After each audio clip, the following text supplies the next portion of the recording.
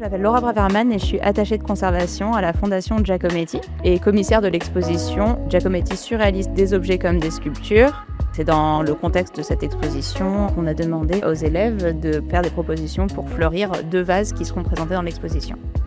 Donc on a contacté l'École nationale des fleuristes qui nous a permis de travailler, de collaborer auprès de jeunes étudiants. Dans un premier temps, on est venu ici à l'école pour leur présenter l'exposition. On les a accueillis à l'Institut Giacometti. Quand on nous a présenté l'appel d'offres de la Fondation Giacometti, c'était assez chouette de voir que l'école développait un partenariat avec une institution comme ça. C'était vraiment une opportunité en or et c'était important de participer au projet. Le travail pour les apprentis, ça a été de retraduire cet appel d'offres en quelque chose de concret et de réel. On a eu 19 projets, on en a sélectionné 8 et aujourd'hui les 8 sont passés devant un jury.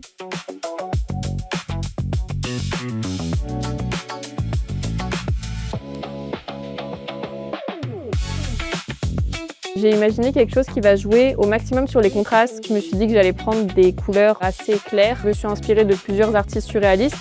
Pour faire notre composition, du coup, on est parti que sur des fleurs séchées, des formes très courbes, très rondes pour vraiment rappeler l'aspect surréaliste. C'était très intéressant de justement avoir une vision florale face à une œuvre artistique, confronter la fleur à cet esprit qu'on n'a pas forcément l'habitude de traiter aussi nous dans le quotidien des fleuristes. Moi, je dois dire que j'étais assez étonnée, à vrai dire, parce qu'on a des propositions très différentes. À partir de la sélection qui a été menée, ensuite c'est de les revoir, de poursuivre avec eux jusqu'à la finalisation du projet.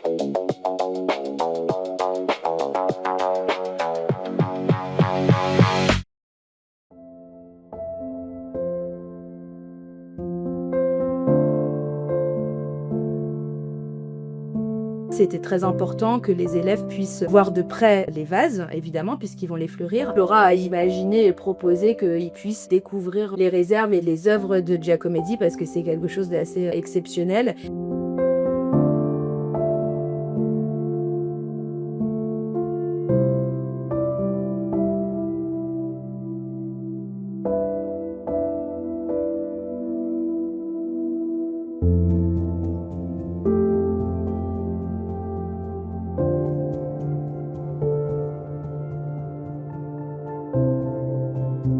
La visite change pas mal de choses dans la manière de penser à notre projet, notamment de voir les vases en réel, qui sont ou plus massifs ou plus hauts que ce qu'on a pu imaginer. Le fleurissement est dans 2 semaines, j'ai très hâte. J'arrive pas à attendre d'y être, ça va être une expérience incroyable. Fleurir ces vases, c'est unique, ça va arriver qu'une seule fois dans une vie, donc j'ai à la fois hâte d'y être, mais j'ai pas hâte que ça soit terminé.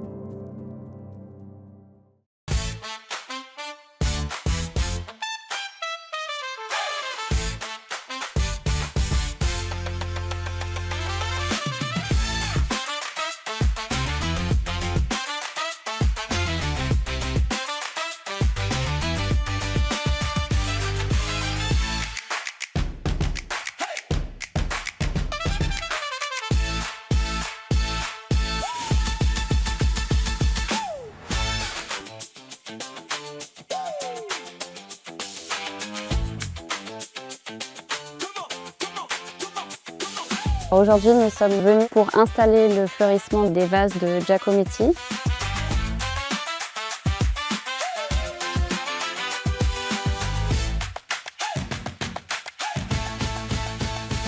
Le résultat est encore mieux que ce qu'on attendait. Niveau proportion, on est bien. Ça fait un beau contraste, donc je suis super contente de ce qu'on a fait.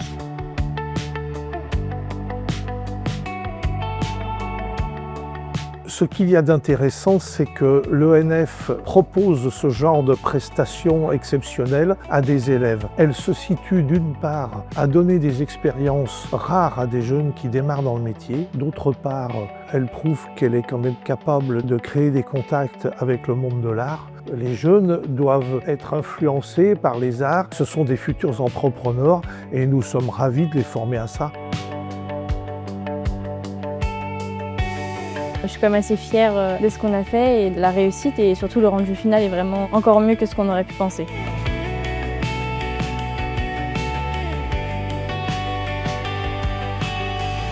Si je devais résumer cette expérience en 3 mots, ce serait chance, enrichissement et travail d'exception.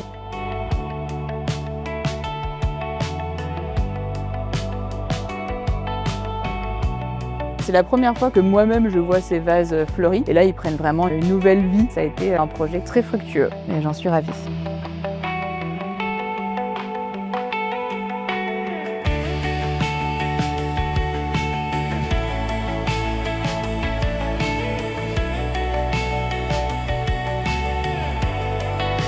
Cette exposition, elle ouvre le 5 juin jusqu'au 1er novembre. On invite toutes et tous à venir découvrir l'exposition, les œuvres et bien entendu les bouquets des élèves sur cette période estivale et puis ensuite sur la période automnale dès septembre.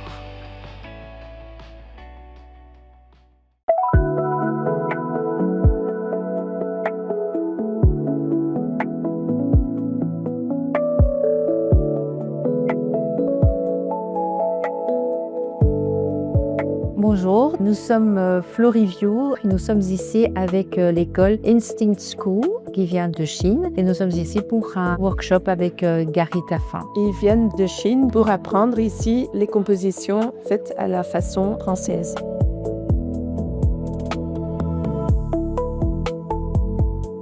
L'école ici est très renommée. Vraiment une école, on peut apprendre les techniques qui sont parfaites pour les élèves d'apprendre l'art à la française. C'est central, vous êtes situé vraiment à Paris. Vous avez Gary Taffin, le meilleur ouvrier de France, qui a toutes ses connaissances professionnelles, mais qui a aussi de la pédagogie. Et ce côté pédagogique, en fait, est important dans l'apprentissage du geste, des lignes, des volumes, de style, des proportions. Les élèves sont déjà très contents avec les premiers résultats qu'ils ont, ce qui les motive à aller plus loin dans la démarche et de leur apprentissage.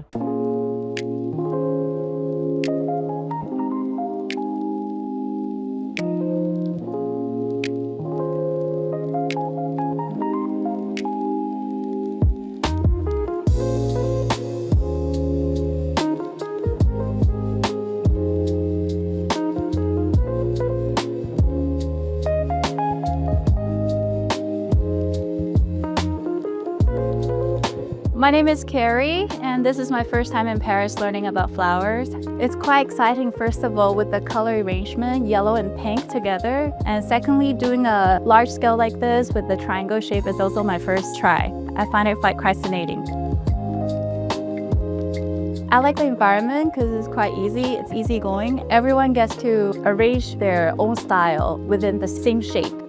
He would tell us what flowers to use first and then how to use the filler. These are the new tips that I've got from this lesson.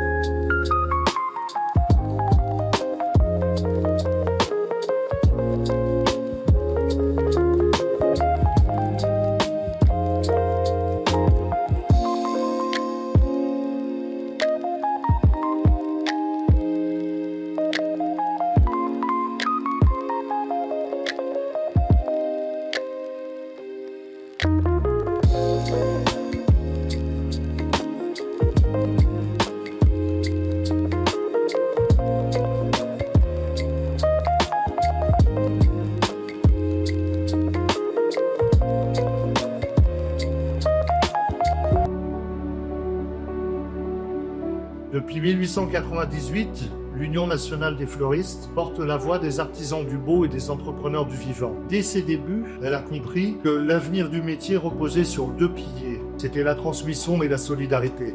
Et c'est de bien de cette conviction qu'est née donc en 1957 la première école de fleurs. Aujourd'hui, cette école est devenue la plus grande d'Europe, un lieu d'excellence. Ici, à l'École nationale des fleuristes, on forme pas seulement des techniciens de la fleur, on forme aussi des artisans de l'émotion, des femmes et des hommes capables de comprendre leur époque et d'y inscrire leurs gestes.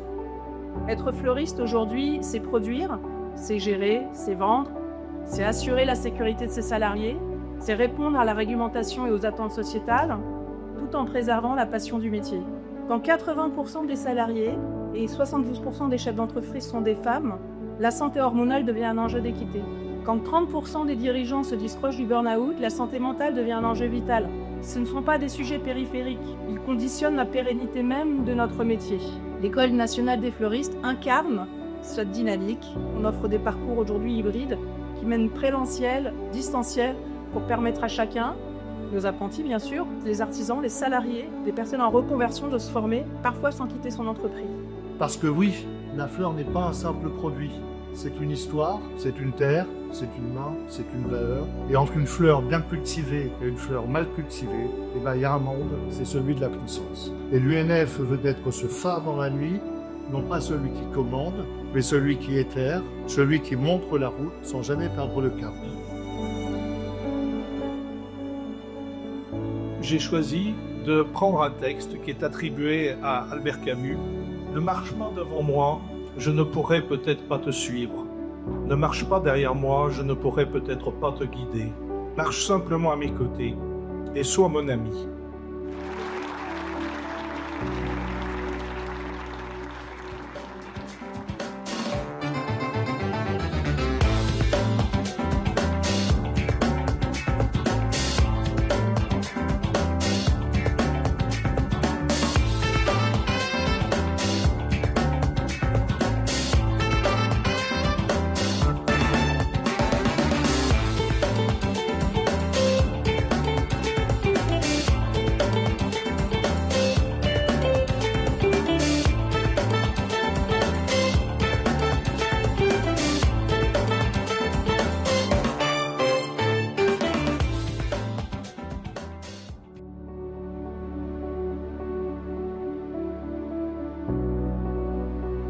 Chers diplômés, ce soir, vous entrez pleinement dans la profession, rejoignez une filière vivante, exigeante et en mouvement, un métier qui se transforme mais qui reste profondément essentiel.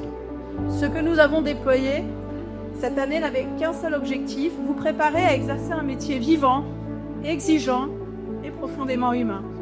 Un métier qui se transforme, qui s'adapte, qui se redéfinit sans jamais perdre son sens. Demain, vous serez salarié, responsable, entrepreneur.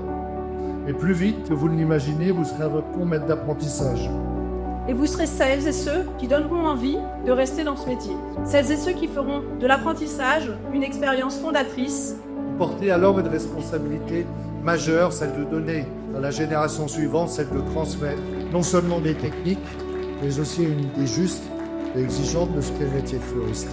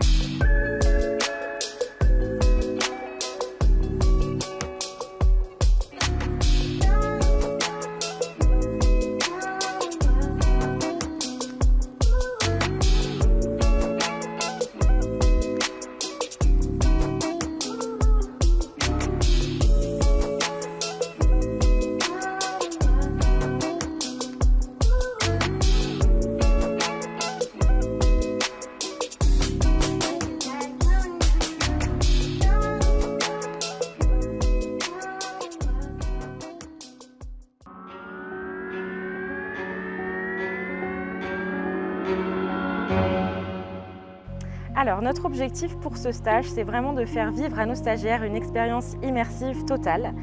Donc on va commencer par exemple par le sourcing de nos produits en les emmenant sur le marché de Rungis. Ça, c'est très important pour nous parce qu'on a vraiment à cœur de s'intéresser à la traçabilité de nos produits. On passe également un moment très important à l'école, en cours de pratique intensif. On va vraiment découvrir pendant 2 jours des compositions, on va pratiquer finalement des grands classiques de la fleuristerie française. On essaie de leur transmettre le fait qu'on travaille avec la lumière, les ombres et surtout beaucoup de textures. C'est très représentatif de notre art floral français. Nous venons à Chenonceau visiter ce joli lieu et également participer à une masterclass.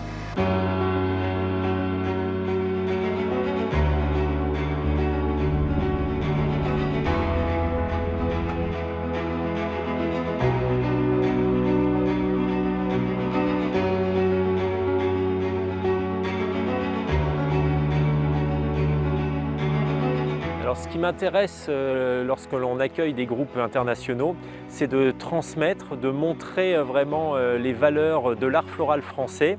Je trouve que ces échanges avec des écoles ou des personnes de l'international sont extrêmement riches et intéressants. Et l'École nationale des fleuristes a bien raison de développer cela, parce qu'on a beau ne pas parler la même langue, avec le langage universel que sont les fleurs, il y a quelque chose qui passe, il y a des émotions, il y a des sourires, il y a des regards, et qui sont extrêmement riches et valorisants pour tout le monde, je pense.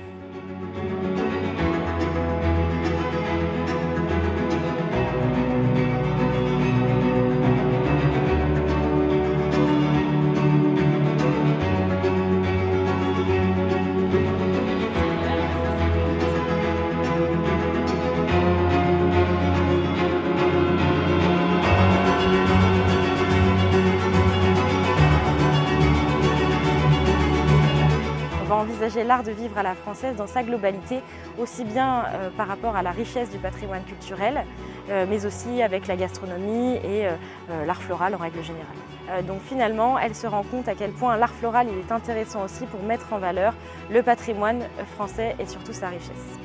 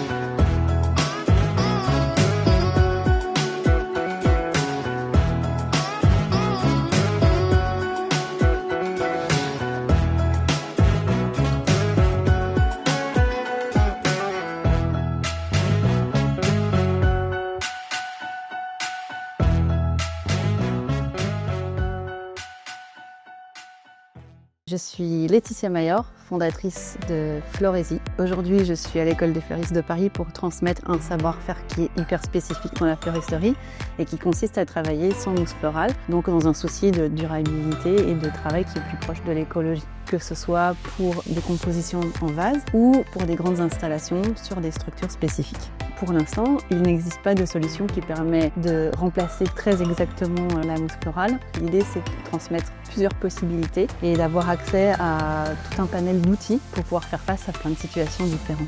Revenir à l'École des fleuristes de Paris, c'est un grand plaisir parce que c'est ici que mon histoire avec les fleurs a commencé. J'ai suivi un cursus de reconversion professionnelle dans ces mêmes murs en 2010, donc ça fait 15 ans. Pendant 2 jours, j'accompagne des élèves qui sont des adultes en reconversion. C'est intéressant de leur amener un maximum de choses, un maximum de techniques pour qu'elles puissent élargir leur vocabulaire floral et trouver leur voie.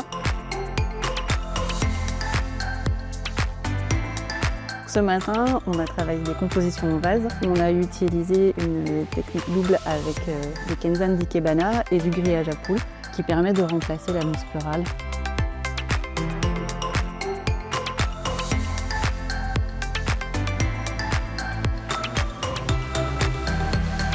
Donc cet après-midi, on va travailler sur une installation, donc un grand décor, et on va le faire à l'aide de structures qui permettent de supporter des éléments d'hydratation. Dans le design floral foam free, la première chose à prendre en compte, c'est de faire un choix de végétaux qui supportent bien de ne pas être hydratés, ou en tout cas de ne pas être hydratés pendant le temps dont on va en avoir besoin. Là, typiquement, on a travaillé des feuillages, on a travaillé du gypsophile, on a travaillé des œillets, on a travaillé des roses.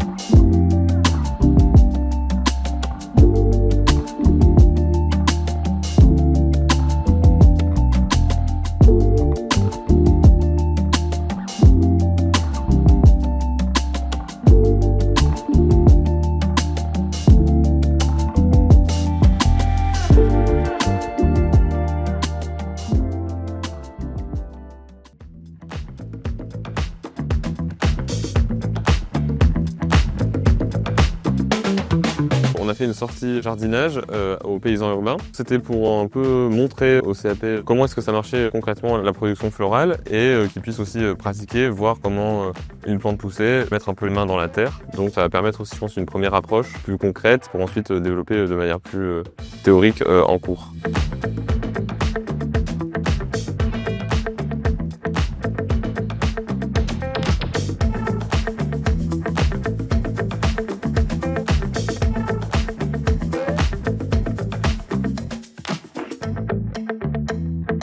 Je trouve ça intéressant parce que comme on est sur place, on a les choses vraiment devant nous, on intègre un peu plus les informations quand même. J'ai bien aimé le fait de nous faire participer. C'est vraiment nous qui avons tout travaillé, nous expliquer, et après on était un peu en autonomie quand même, donc je trouvais ça plutôt sympa.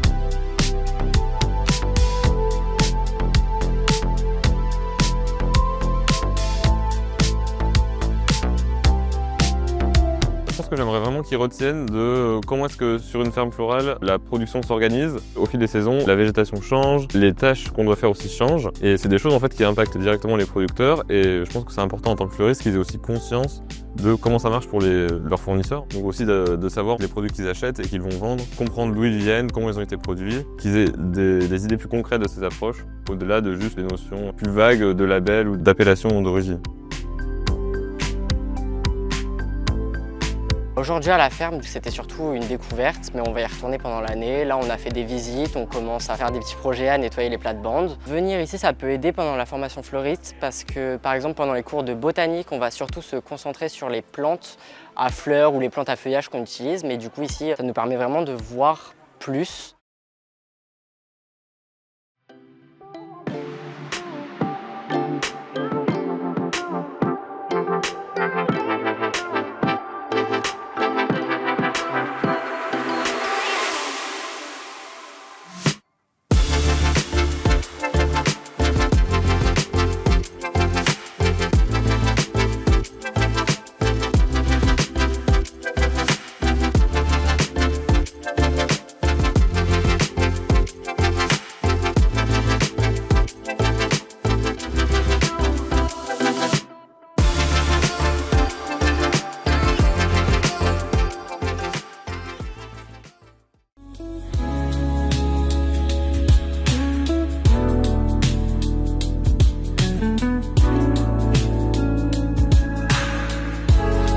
Les jeunes vont commencer dès aujourd'hui à commencer à fabriquer, c'est-à-dire à assembler les différents éléments que j'ai préparés pour préparer le Noël à Chambord. On a 12 espaces à décorer, de la façade d'entrée à la billetterie. On a aussi un buffet du roi préparé dans les bras de croix du château. On a l'enfance du roi, on a la chambre de la reine, on a la première antichambre, deuxième antichambre, la galerie et la chapelle, grand moment, pièce monumentale on va dire.